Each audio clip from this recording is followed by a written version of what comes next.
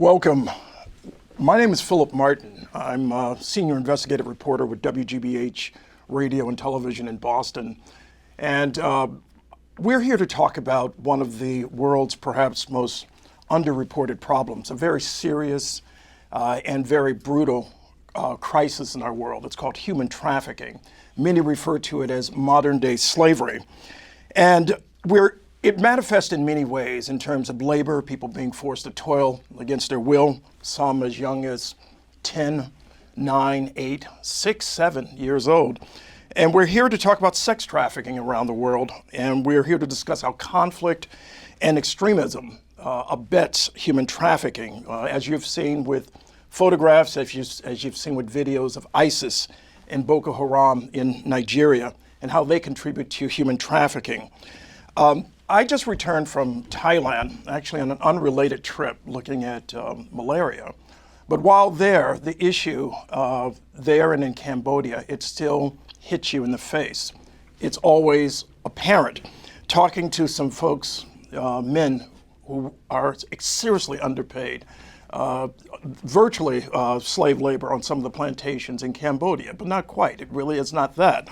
But they spoke about how the conditions were so bad that some individuals on the plantation left to go to the coast, and some disappeared on fishing vessels. One confirmed to have died on the high seas. You may have been following the New York Times extraordinary series on the Outlaw Sea, and some of the stories about human trafficking in the fishing industry in Thailand. But of course, human trafficking is also something that takes place right here in the United States, sometimes underneath our own eyes and noses, sometimes manifest in ways that are surprising and insidious. Nail salons is one example that we've seen around the country. Today's program is an hour long, and it's a collaboration of the forum at the Harvard T.H. Chan School of Public Health and PRI'S The World and WGBH. I'd like to introduce our panelists. Starting from my immediate right are Jacqueline Baba. She's the professor of practice of health and human rights here at the Harvard T.H. Chan School of Public Health. And Dan Vexler just came in from London. He's the director of programs at the Freedom Fund. And Jocelyn Kelly, director of Harvard Humanitarian Initiative's Women in War program.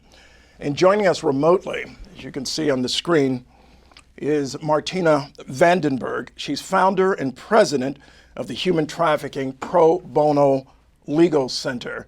And we have a great, clear picture of you, Martina, and we'll be very happy that you could join us, albeit remotely.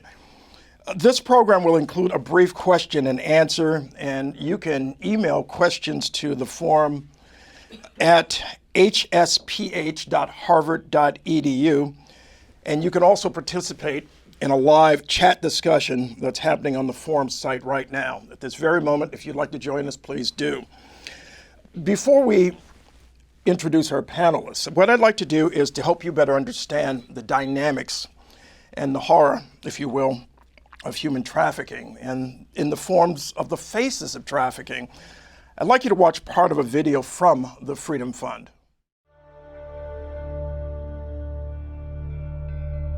Most people think that slavery ended in the 1800s, but sadly that's not the case.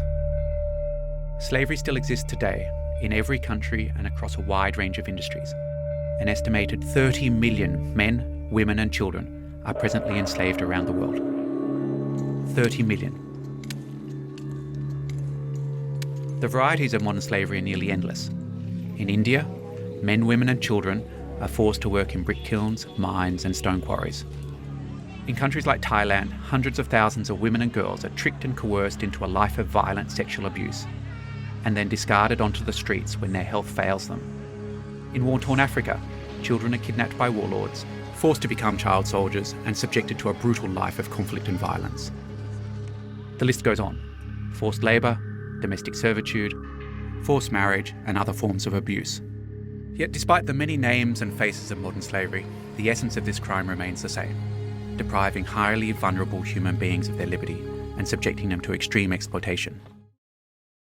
And that's just, again, the faces of human trafficking. We're going to hear more about the work of the Freedom Fund in a few minutes. But before then, let's turn to Jacqueline Baba, whose center runs a program to address human trafficking and forced labor, which is actually the greatest and largest aspect of human trafficking in the world, forced labor. She's going to give us the big picture. Thank you very much, Philip, and I'm so glad we're having this discussion here. The big picture, I think, was nicely illustrated by that moving set of clips we just saw. It's one of pervasive poverty, power inequality, domination, and brutality. Despite the variations we saw, young boys, older people, all over the world, there are certain common elements which recur again and again and again. And in a way, it's surprising that the problem continues to be so pervasive, given that we understand so much about it, and we actually have been following and tracking it for so long. So why is it with us, and why is it such a big human rights real tragedy, actually, in our contemporary world? So I just want to make a couple of points, if I may, to kick off our discussion. The first is, I think, that we have often made the problem more complex than it is. There are many different terms that are used to describe this set of situations. So, we talk about modern slavery, we talk about trafficking, we talk about forced or bonded labor, we talk about exploitation. There's a lot of different terminology, and I think sometimes this is helpful and sometimes it's obfuscatory.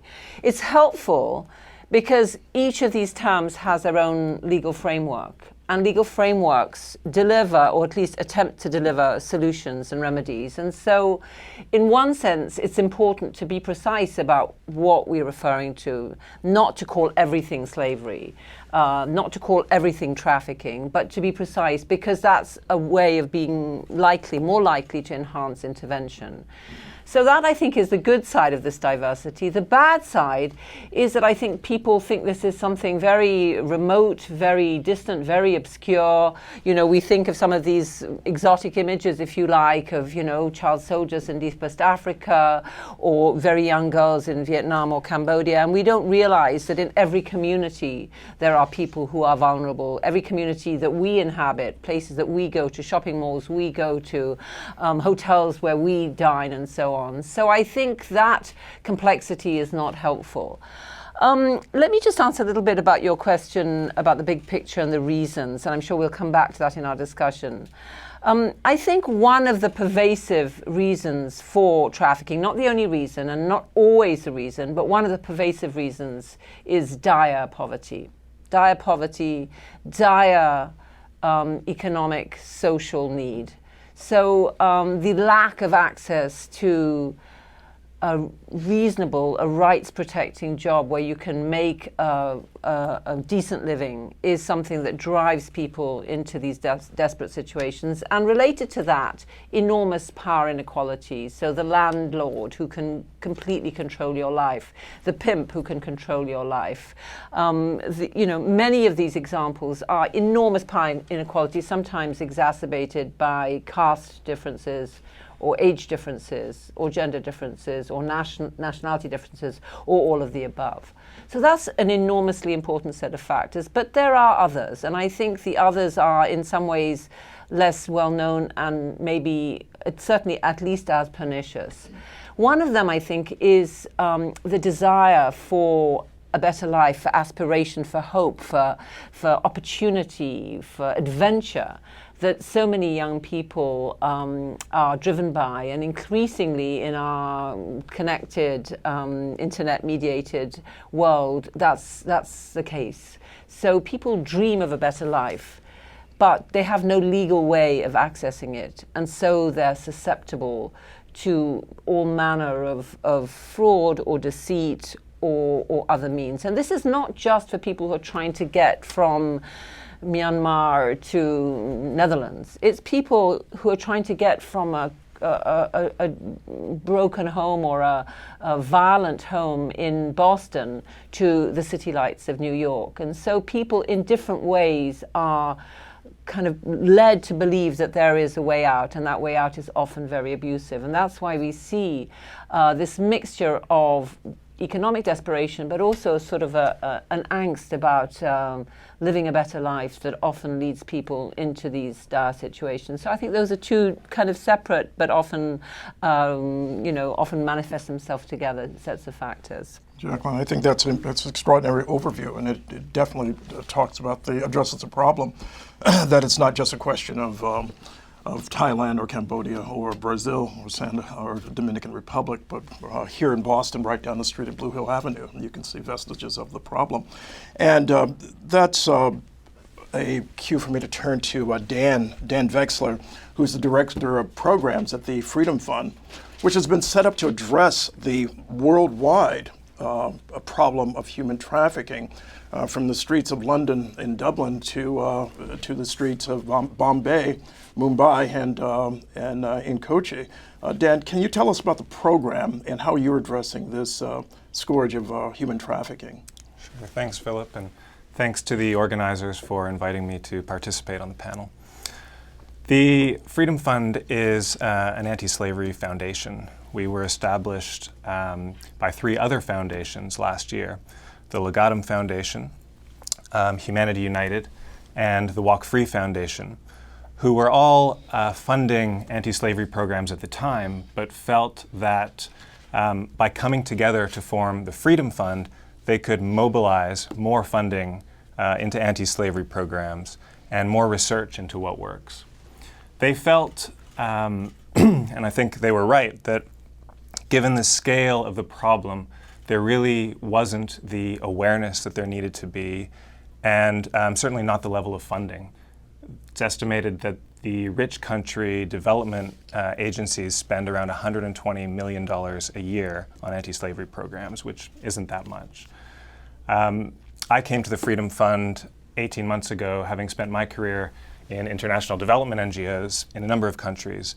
And I've found it really interesting that the phenomenon of slavery and efforts to tackle it haven't really penetrated mainstream development and humanitarian practice. So the Freedom Fund's approach is to focus our resources on slavery hotspots, places like India, Nepal, Thailand, where prevalence is high. We are a big believer in grassroots NGOs. We think they are a really effective way to fight slavery at the local level. And they can also build that bottom-up pressure for change.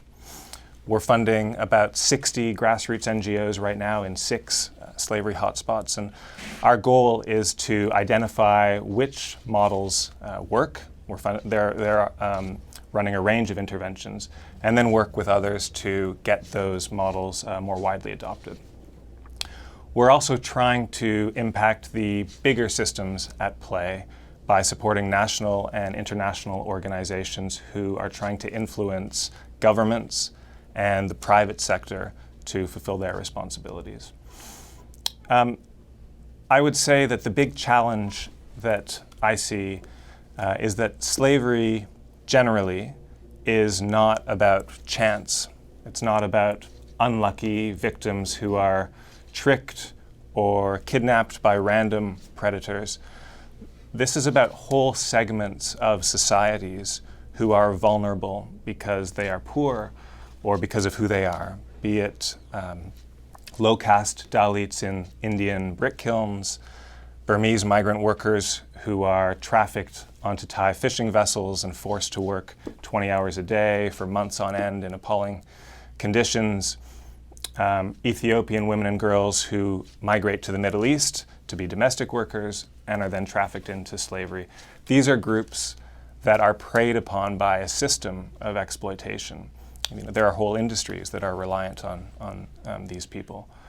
So that means that we have to do more than help individuals and prosecute low-level traffickers. We need to be looking at the underlying dynamics. How can we give these groups more power? How can we make it harder for people to exploit them? And just one quick example, I was in India a few weeks ago where we're supporting a number of organizations, and they're trying to address the system of bonded labor that has kept whole villages in slavery, sometimes for generations. And what they're trying to do is to bring about a psychological transition to explain that slavery is illegal under Indian law, even if it's not always enforced. It's unjustifiable, and it doesn't have to be your destiny to live like this. And then at the same time, look at the practical transition. How do you exit from slavery? How do we get other sources of income, access to government entitlements? So that's one example of the kind of work that we're trying to support. Thanks, Dan. You talk about groups that are being targeted. I guess there's probably no greater example of that than women who are being targeted during conflict. You spoke about the precision of language, and here we have a situation with slavery is unequivocally, where this is unequivocally slavery when we're talking about groups like ISIS, for example, who recruit based on a slave campaign. They recruit individuals from around the world. So Jocelyn heads up a program that's called Women in War, and that's at the Harvard Humanitarian Initiative. And tell us about the program, Jocelyn, and what exactly we're talking about when we talk about, again, unequivocal slavery, unambiguous in terms of what we're talking about in terms of language in the context of ISIS, Boko Haram, and other conflicts around the world. Absolutely. Thank you, Philip, and it's a pleasure to be a part of such a remarkable event. From investigations throughout Central Africa, the Women in War program at HHI has gained rare insights into how armed groups exploit people to further their own strategic goals.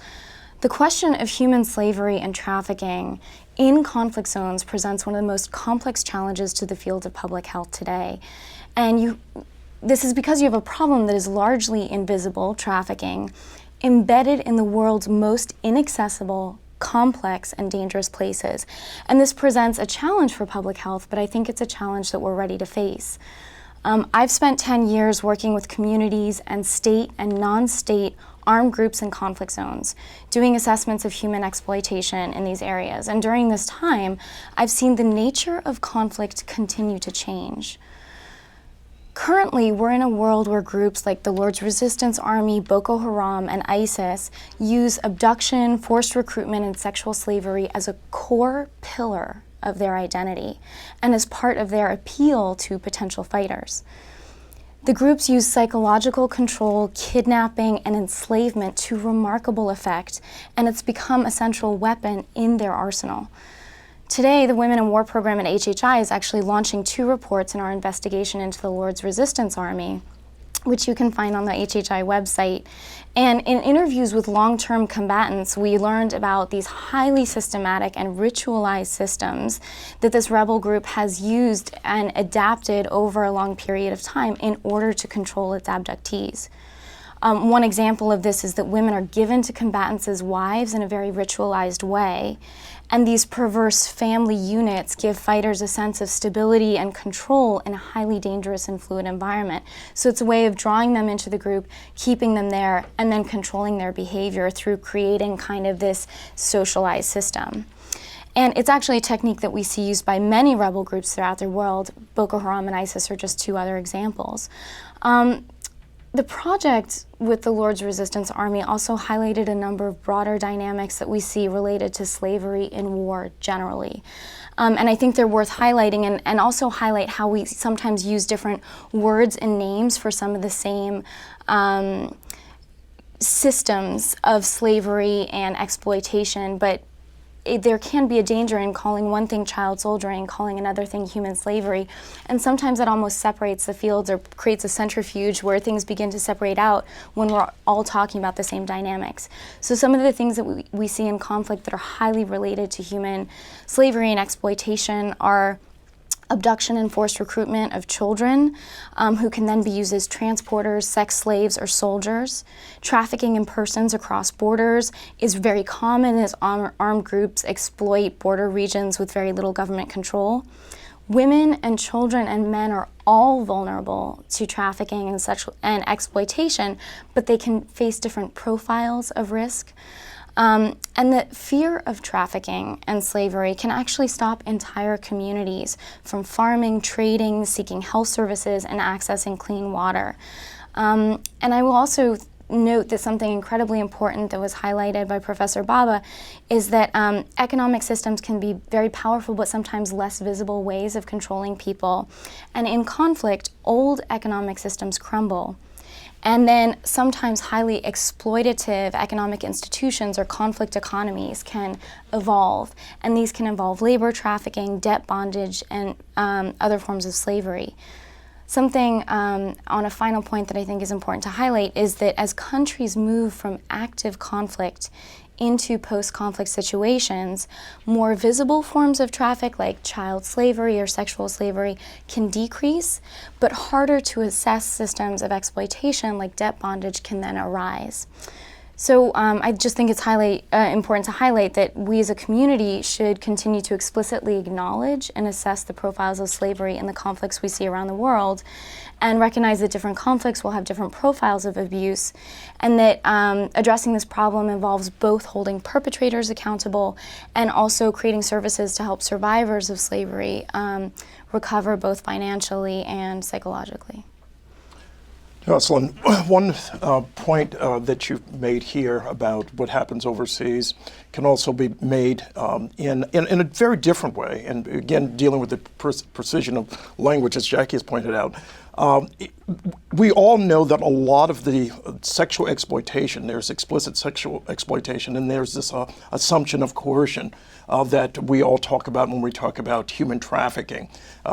We often divide the two. But at one point there's a nexus, and that is to say there's an exploiter or groups of exploiters. And I saw that in a series I put together called Underground Trade, which looked at the sex trade, if you will. And I don't even like to use the term sex trade. It sounds like it's something that's commercially viable. But sexual exploitation that occurred up and down the I-95 corridor, with New York as a hub for activity, coming all the way up to Boston, Providence, parts of New Hampshire, so on and so forth, and the connection, in this case, to East Asia. But what we see all over this country, all over the United States, all over Britain, Ireland, elsewhere, what we call our domestic exploitation problem, we see predators, pimps, and customers, clients, Johns, who essentially who basically use these girls and boys often as their commodity, as their form of making money. Now, one of the public service announcements, we'd like to show several, but we're going to show one, was produced by a group called GEM. I think you may be familiar with GEM out of New York. GEMS, oh, thank you very much. That's right, GEMS, Girls Educational and Mentoring Services. A similar program exists here in the Boston area. My Life, My Choice, Kim's project, all types of projects like this exist all over the country. But this particular public service announcement is very, very, it's powerful. And this GEMS is an organization which helps girls who have experienced commercial sexual exploitation and domestic trafficking. Again, oftentimes this happens right under our noses. Let's watch. I was 13, 10, 14. I was 12 when I got into the life. I met this guy and he was so fine. He was older. He would buy me stuff. He kept telling me how pretty I was and that he was gonna take care of me. And so I thought he was my boyfriend. But then he told me I couldn't go home. Every night on the streets, different men bought me. They would beat me, rob me, hit me. They didn't care how old I was. Sometimes I would get arrested. I told the cops that I was too scared to leave, but they didn't care. Sometimes my pimp would come and bail me out. But he and the men that used to buy me never got arrested. People think that this only happens in countries like Thailand and India, Africa, Russia. But this is happening right here in New York. I'm from right here, from the Bronx. Syracuse, Bed-Stuy, Harlem, New York City. To make a difference, contact GEMS at gems-girls.org, 212-926-8089.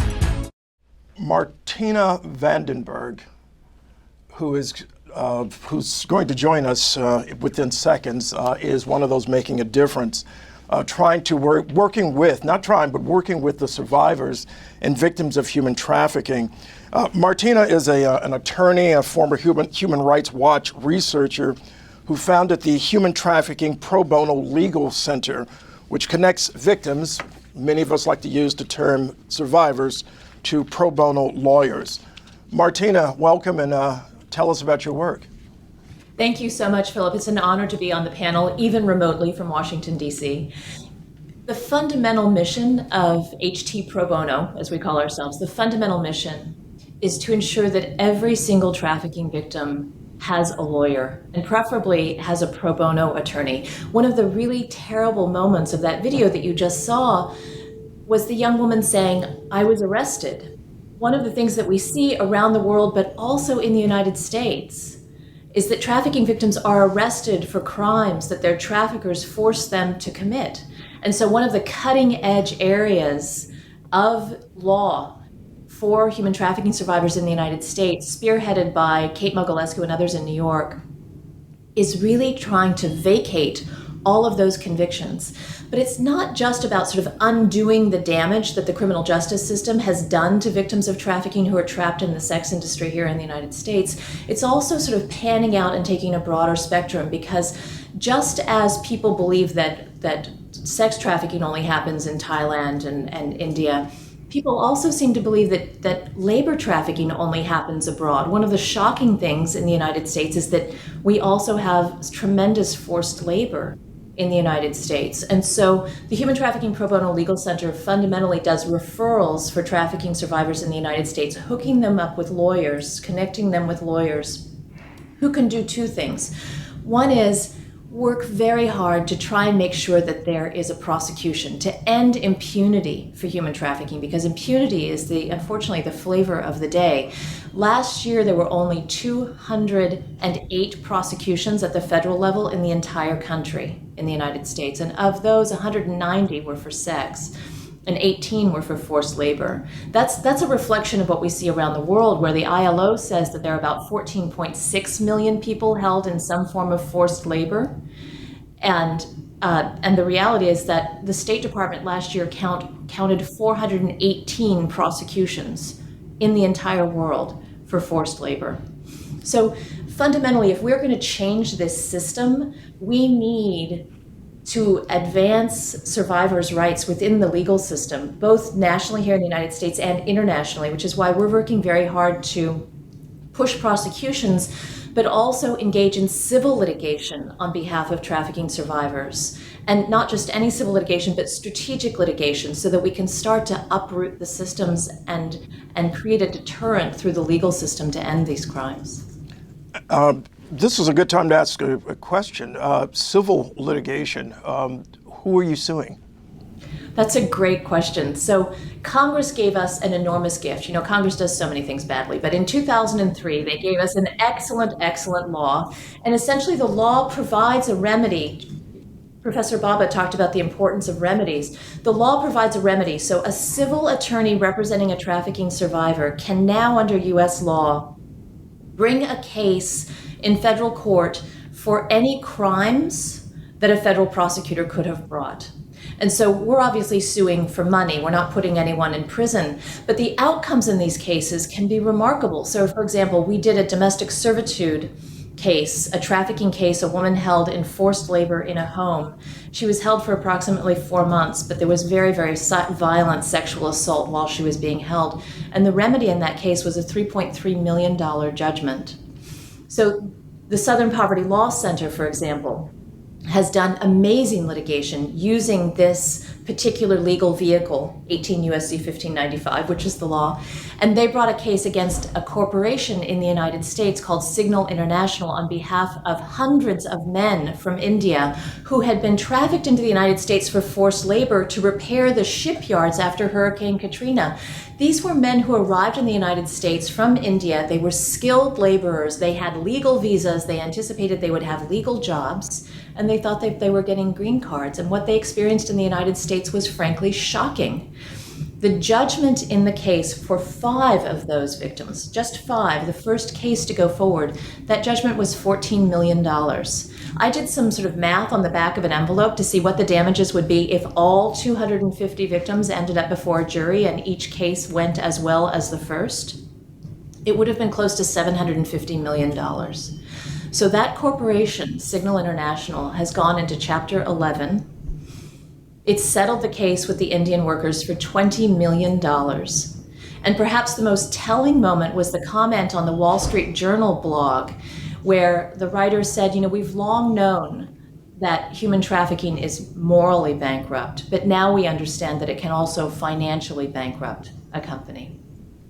I got to tell you that what you've described here, not just an example of a company being sued. Signal, I think, is out of Mississippi, correct? Or That's Alabama. right. That's right. You're also doing something which, oftentimes, I'm afraid, when reporters talk about human trafficking, let's just say media, too often it's in ways that are not complex, but also in a way that too often can be exploitative in terms of the sensational nature of talking about this topic. And what this panel seems to be doing, very clearly doing, is embracing the complexity of human trafficking. And in that regard, I'd like to turn to Jackie to talk about some of the factors that lead to human trafficking. You spoke about poverty, income inequality. Elaborate on that as a factor in terms of the prolongation of trafficking.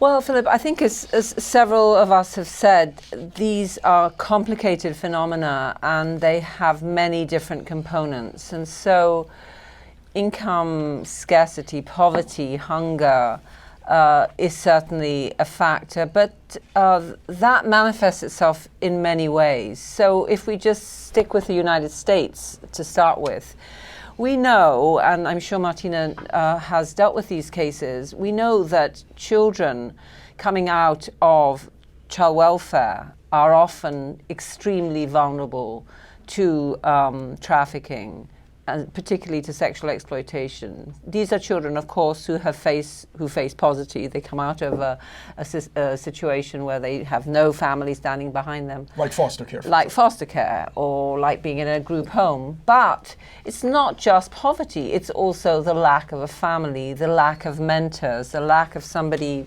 really looking out for you. And so they are enormously susceptible. And I think Dan was quite right to say this is not just sort of one evil person tricking a naive or a gullible girl. This is a system which builds and feeds off these sorts of vulnerabilities. We know, and colleagues who work, for example, in California and Oakland have told us that there are these members of networks that lurk around some of the child welfare institutions, knowing that there is a kind of, if you like, prey there, and really using the vulnerability of young people emerging from those situations. So that's one context in which poverty translates.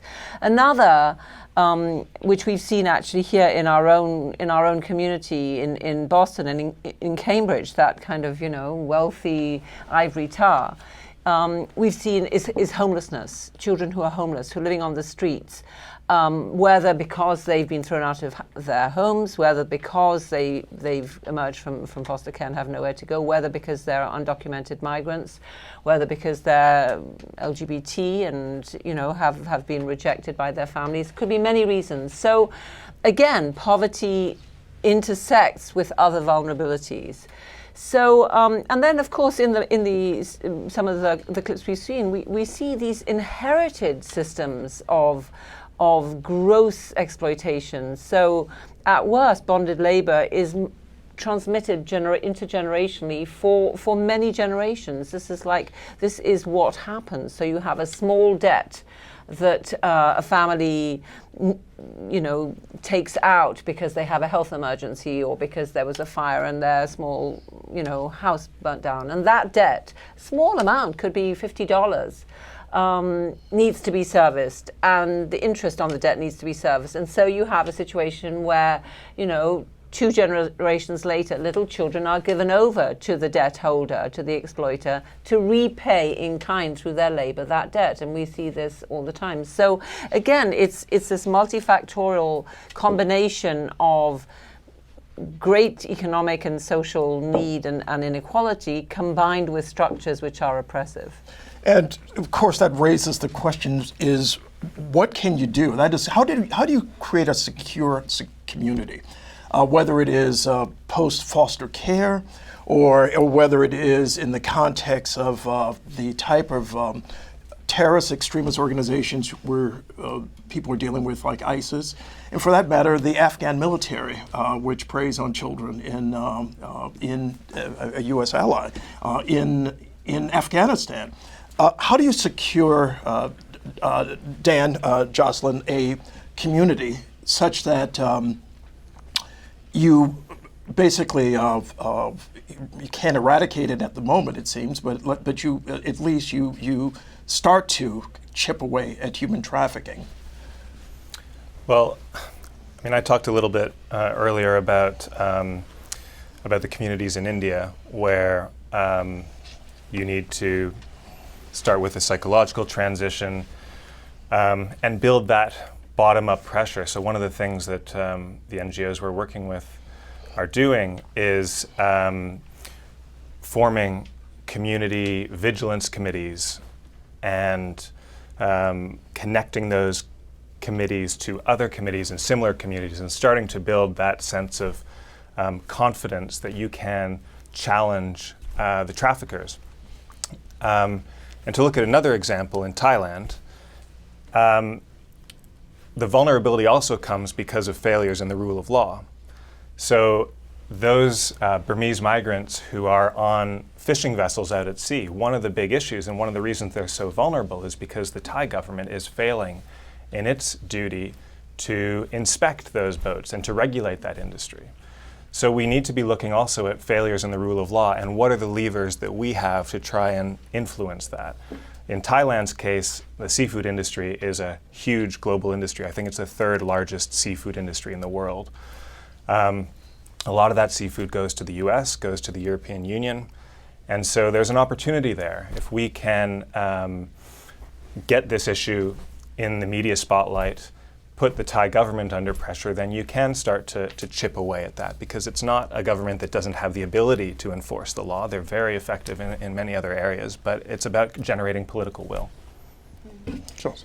You know, something that I found so striking and eerie about Professor Baba's remarks related to the risk factors of foster children, particularly maybe young girls who are coming out of the foster system who don't have families, and how that's a risk factor for exploitation, is that we actually see that in a place that couldn't possibly seem more different or more removed, which is Eastern Democratic Republic of the Congo. And we did a project with former child soldiers and children demobilizing from armed groups, both with young boys and young girls.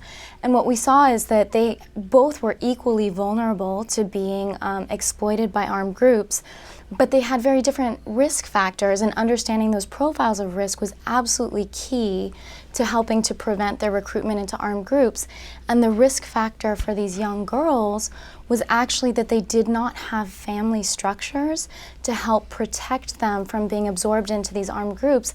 And frankly, and I wouldn't be surprised if there's an element of this in the US as well, some of the girls were absorbed into armed groups somewhat easily because they so badly needed a protector in this incredibly dangerous and complex landscape that the devil you know is almost better than the devil you don't. So they got protection from a particular armed groups, so they didn't face exploitation from every armed group. And in contrast, young boys were recruited through bribery, lies, or on the road to school or market. So again, different pathways into the same kind of exploitation.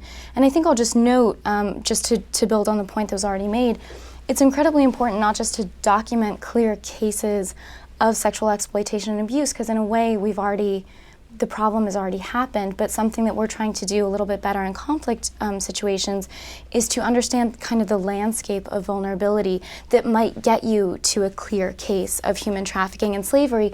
But it's much easier to ask about clear, specific indicators than to ask someone, do you feel like you are currently enslaved? Instead, you can ask people things like, do you feel safe leaving your job at night? Do you feel like you might be controlled by a particular family member or boss? Do you feel like your job is coercive or intimidating in some ways, et cetera, et cetera? And so asking specific questions, but that are really informed by these local contexts, is incredibly important.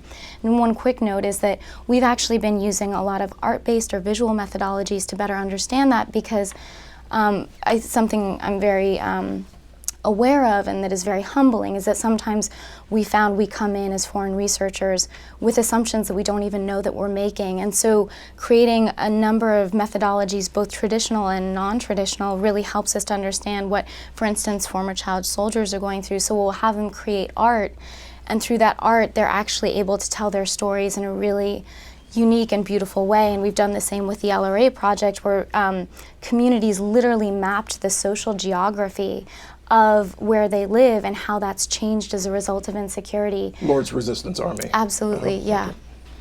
And yeah, I invite people, we've put that on the web so people from around the world can actually look at how these communities are visually depicting their own challenges.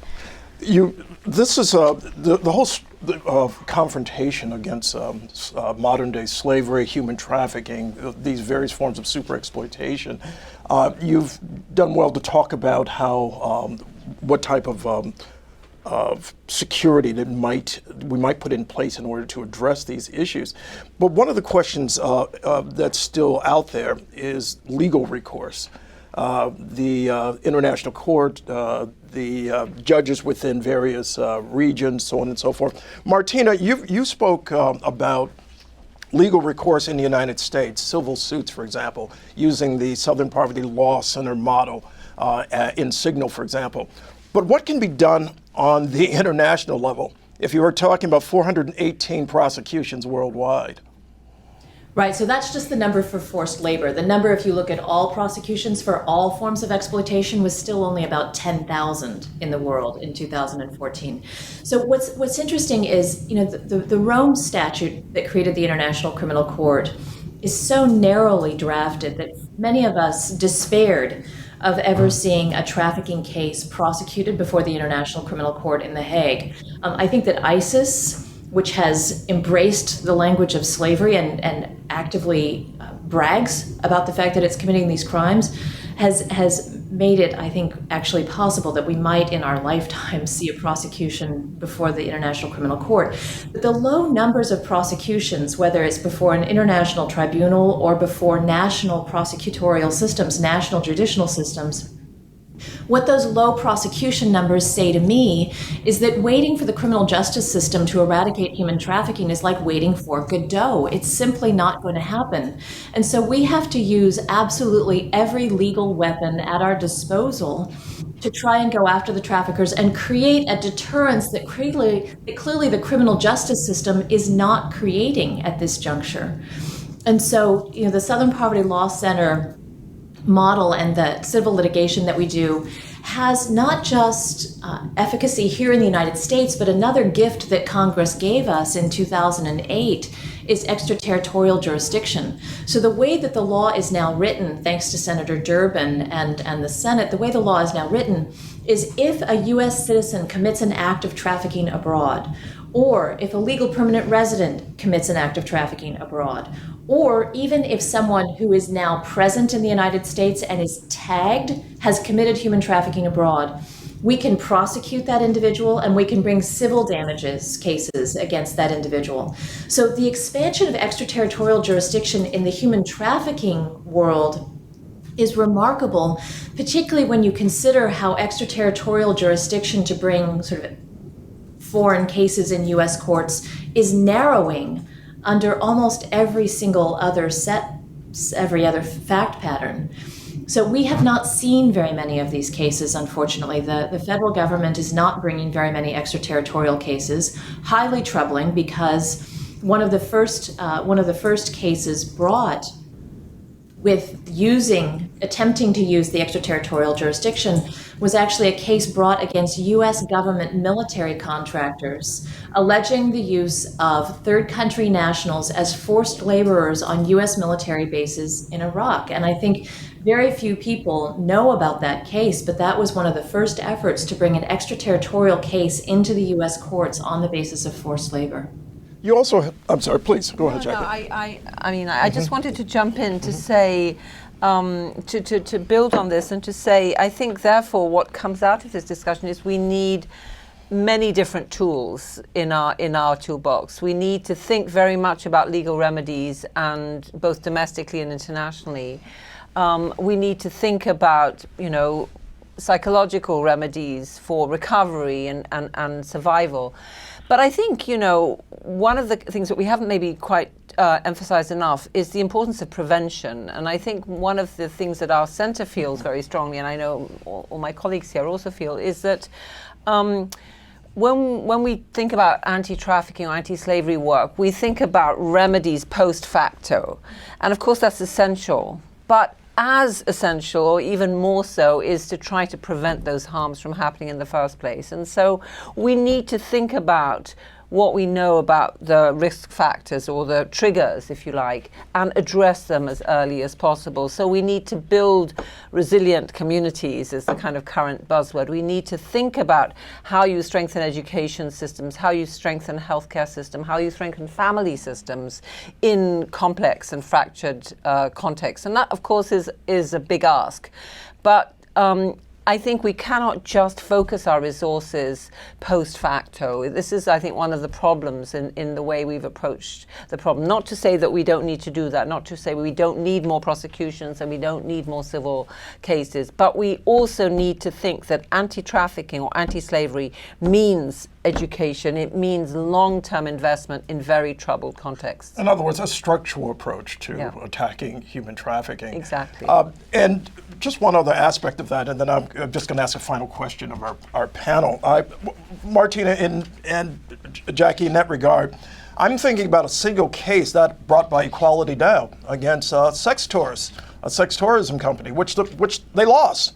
This was a case that Equality Now out of New York brought against a company, two individuals representing that company, and they seem to have lost this case in terms of its larger impact in a court in New York. And with that type of message, I'm wondering how you actually how the U.S., for example, is dealing, quote unquote, effectively with the question of human trafficking.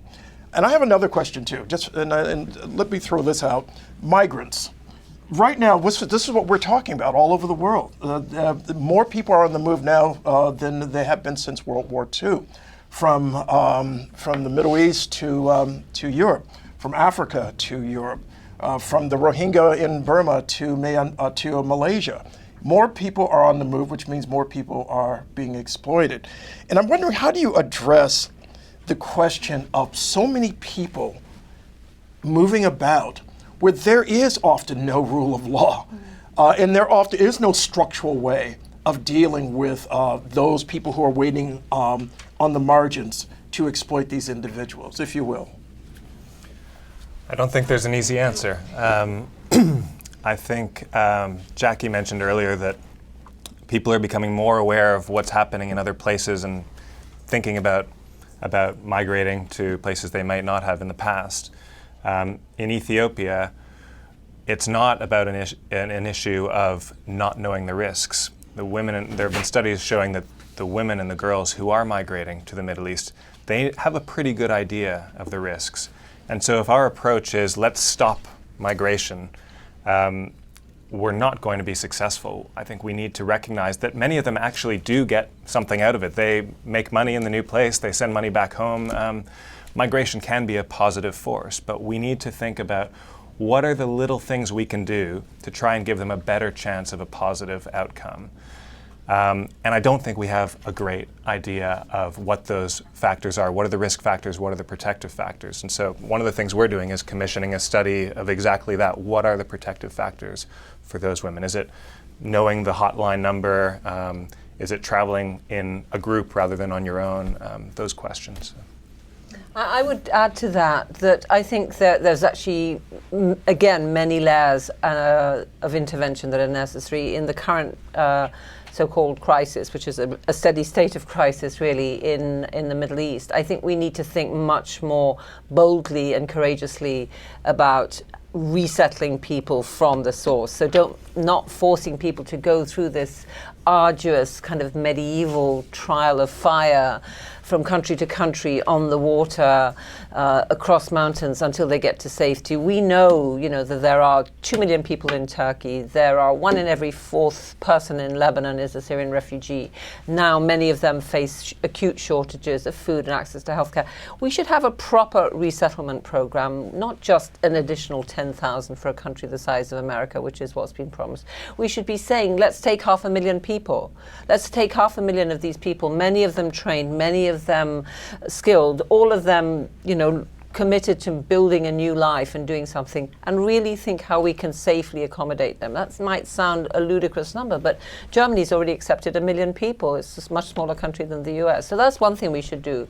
Secondly, I think what we really need to be thinking about is mechanisms for really addressing these conflicts earlier and in a more kind of aggressive way, not letting things get to the point, so that those who migrate are migrating from a relative position of safety, not from a situation of absolute disintegration of everything that their life has ever been about. Thank you. Jocelyn, Martina? Okay. Then let's, I'm sorry? I would love to pop in on that. So I couldn't agree more with Professor Baba about the importance of prevention, although I'm a big fan of prosecution and clobbering traffickers. But prevention is enormously, enormously important. But one of the things that we have done is by creating barriers for migrants who are trying to cross into countries, we have created a lucrative opportunity for traffickers. The harder it is to cross a border, the more expensive it will be for a trafficking victim. And in the trafficking survivors I've worked with, many of them have debts, and those debts are the debts that were accumulated by paying what they thought were smugglers, but turned out to be traffickers, right? Those barriers create huge, huge expenses for people who then become trafficking victims. And so I think we need to be very careful about facilitating safe migration for people to prevent trafficking. Like children from Central America to the United States. Absolutely. We have one case in the United States where children from Guatemala were brought to the United States by people who had been paid by the children's parents. And the children's parents believed that they were paying smugglers. Little did they know these people were actually traffickers. Those children from Guatemala ended up in the United States working on egg farms in Ohio, harvesting eggs for the American supermarkets. Luckily, that case was actually prosecuted by the federal government, but those cases are rare because they're difficult to identify. It's not that they don't happen, it's just that they're rarely prosecuted.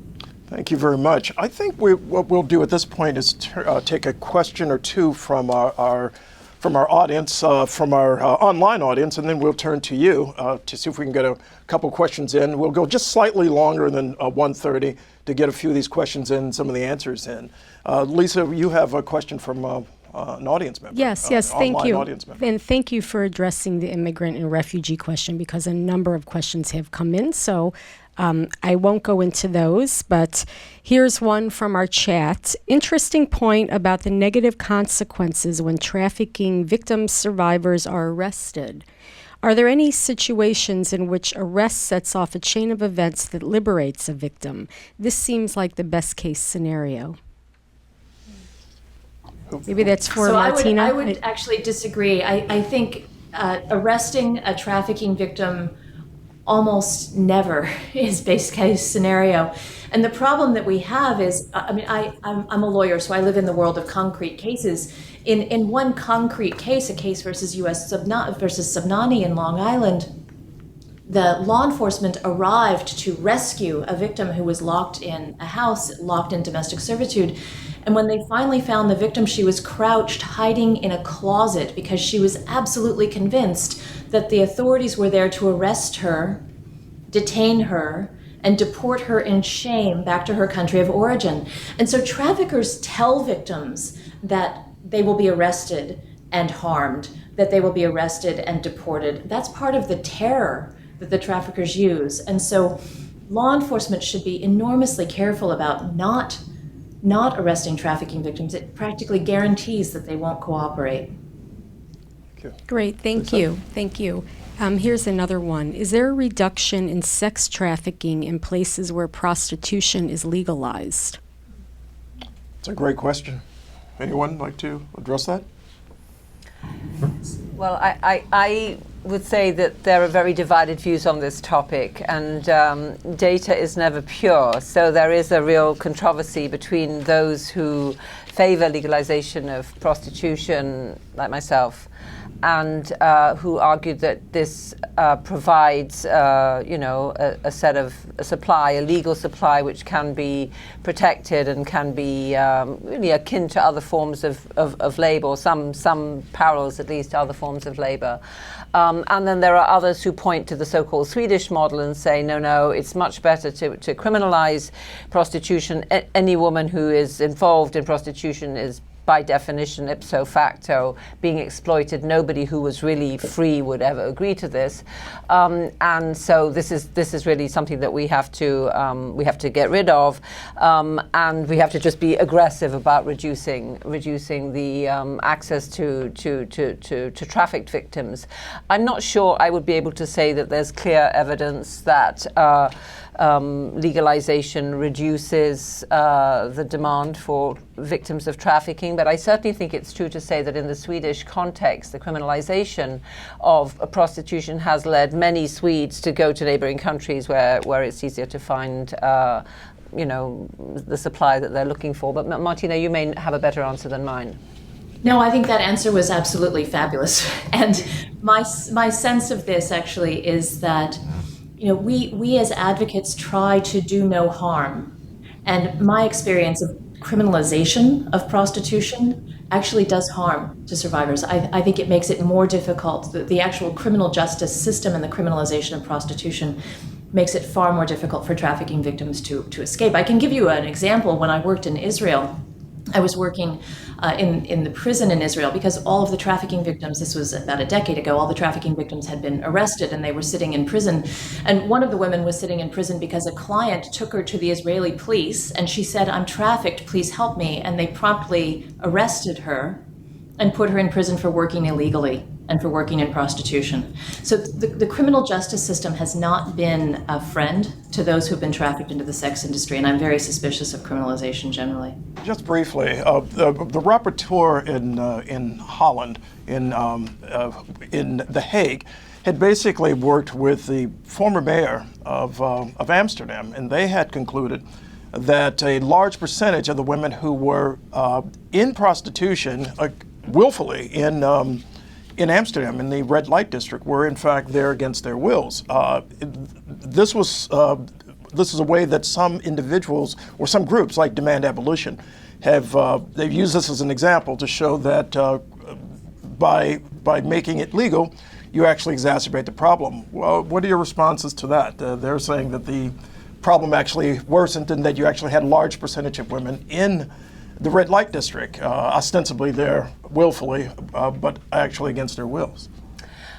My answer to that is that, first of all, the distinction, as I always say to my students, between something that's consensual and something that's coercive is not black and white for all time. Things can move. Somebody can say, yes, I agree to this job, I agree to this opportunity, and then it becomes oppressive. And then maybe after a debt is paid off again, they decide to stay on in this business. So I think it's difficult to generalize from one case or from one situation. And there certainly are people who are doing this because they think it's, the only way they can feed their families. And there are others who are doing this in situations of enormous exploitation. So I'm not sure I would agree with that analysis. But again, this is a very, very controversial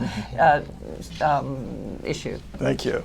Thank Lisa? you. I know we're running out of time, so I do just encourage everyone to go on our chat, and I want to allow times for closing statements. Let's conclude. Let's hear from our panel. And Jackie, we'll start with you. Well, I've spoken a lot. I just wanted to say one thing, which is actually we've been very fortunate to collaborate with the Freedom Fund, and we are just about to release a report, this is a sneak preview. It's called Troubles We Have to Face, the Challenge of Eradicating Labour Exploitation. And this is one methodology for addressing these problems, which is to really do careful research into what works. As Dan said, the Freedom Fund supports community-based organizations that are trying to really build the strength of these vulnerable communities to counter the oppression from the landlord or the debt collector or whatever. And we've evaluated one such very interesting intervention over a period of 3 years in India. And so, nothing is simple. Our conclusions are complicated. Our analysis is fairly detailed. But the good news is that we certainly do find that this community-based intervention, a bottom-up intervention, if you like, has really delivered substantial gains to the communities in which the intervention took place by comparison with a control group. So my concluding point is that there are many different ways, and many of you in the audience may feel strongly about these issues like we do and want to help or get involved. And you can be a WIZO lawyer like Martina, but you can also be a researcher, or you can be an advocate like Jocelyn, or a philanthropist, or work with philanthropists like Dan. There are many different routes, and I would really encourage you all to think about which one suits you best. Thank you. Dan? Well, we've talked a lot about community-based organizations. I actually wanted to mention one structural route that we haven't talked a lot about, which is the role of the private sector. So many people who are in forced labor are in the supply chains of multinational companies.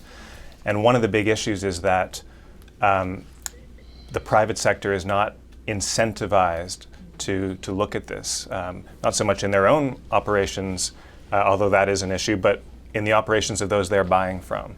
And so finding ways that we can get consumers to know when a private sector actor is very good, and finding ways that we can get consumers to know when they're not fulfilling their responsibilities, such as investigative journalism. We need to be looking at those angles as well. Jocelyn? Yeah, I think the discussion of the refugee movements and how instability in the Middle East, and particularly Syria, has changed the world really highlights how we're at this watershed moment right now in combating human slavery and conflict. And the problem is ever more pressing. We see groups like Boko Haram and ISIS using human slavery as a tool in their arsenal. And then we see the ripple effects of this instability really changing kind of the face of the world as we know it today. And I think a key tool in combating sexual slavery and human trafficking in the world is to work with local communities to understand the pathways to slavery, and that requires both traditional and innovative research techniques, and it really helps us illuminate kind of both expected and unexpected narratives and risk factors in those areas. I think it's important to support national and international prosecution. When the Bemba case was handed down to prosecute an African warlord for the use of child soldiers, I was in Eastern DRC, and we actually saw this enormous outflux of child soldiers just leaving the forest because they'd been liberated by these rebel leaders. And so don't give up hope. There are actually ways that national and international prosecution can have concrete effect on the ground, but hand in hand with that has to be a need to help both victims and potential victims before they get sucked into this system of trafficking, and that's going to be critical to building more peaceful societies. Thank you. Martina, final comment from you? Yeah, so my final plea would be for everyone to realize that this is not hopeless. I think trafficking can sometimes feel like a hopeless conundrum. I just want to point to sort of 3 success stories. One is the increasing leadership of survivors in the movement, both in the United States and internationally. Survivors are really stepping up and taking a role in developing policy. The second is, pivoting off of Dan's point, we are seeing incredibly creative work among shareholders. Some of my favorite allies in this work who are enormously creative are the nuns. So the women religious are now going to corporations and saying, I represent X billion dollars in assets of your shares of your corporation, and you need to clear your supply chain. I think some of these executives are shocked and stunned by the fact that a nun before them is actually a shareholder, represents shareholders, and is telling them to clean up their act and clean up their supply chain. And the last success is, we're actually winning cases. and winning restitution. The Palermo Protocol, the UN law, the UN Treaty on Human Trafficking, it requires restitution. It requires compensation for victims. And we are actually now finally, in 2015, we're finally winning these cases and being able to provide restitution and damages to survivors, which helps them become leaders. Martina, thank you. I'd like to thank our panelists. All of you have given, such extraordinary contextual, if you will, contextual gravitas, even to this extraordinary issue, to this issue which seems interminable, but it's not. Another example of, I think, fighting against human trafficking was this summer. Pope Francis convened a conference on human trafficking and climate change that I reported on, where he linked the two, and he spoke to 68 mayors and asked them to take leadership. If the legislators in their countries aren't doing it, he said you should do it on the grassroots level. And the same thing can be said, of course, people around this country and those who are watching this broadcast. You can do something, continue the conversation. You can continue this conversation at forum.hsph.org. Tune in. The conversation is it's not only live broadcast, but you can continue to broadcast this. Send it to your friends, tweet it, put it on Facebook. Let folks know that this issue is it's something that people are talking about and doing something about. I'd like to thank all of you. Thank you very much.